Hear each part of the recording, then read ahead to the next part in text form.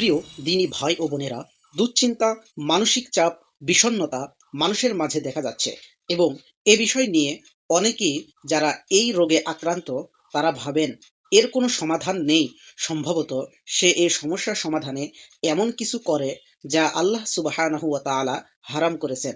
হয়তো সে এর চেয়েও গুরুতর কোনো কিছু সমাধান হিসাবে বেছে নেয় যা আরো ক্ষতিকর। ফলে সে গণক, কবিরাজ, জাদুকর, ঠগবাজ ও প্রতারকের কাছে শরণাপন্ন হয়। মানসিক সমস্যা নিয়ে অভিযোগ করে, যার মূলে রয়েছে দুনিয়াবি লোভ লালসা, দারিদ্র, অস্থিরতা, পারিবারিক সমস্যা, সম্পদের ক্ষয়, সন্তানের বিপদগামিতা এবং ক্ষণস্থায়ী এই দুনিয়ার ক্ষতি ও হতাহতের ব্যাপার নিয়ে। হে আল্লাহর বান্দাগণ, নিঃসন্দেহে সমাধান তোমাদের হাতের একদমই কাছে। নিঃসন্দেহে সমাধান রয়েছে তাদের জন্য যারা নিজেদের আরোগ্য চায়। নিঃসন্দেহে চিকিৎসা রয়েছে তাদের জন্য যারা সঠিক চিকিৎসার মাধ্যমে আরোগ্য হতে চায় এবং কেবল আল্লাহরই কাছে আশ্রয় চায়। তিনিই বান্দাদের জন্য যথেষ্ট এবং তিনিই শিফা দান করেন।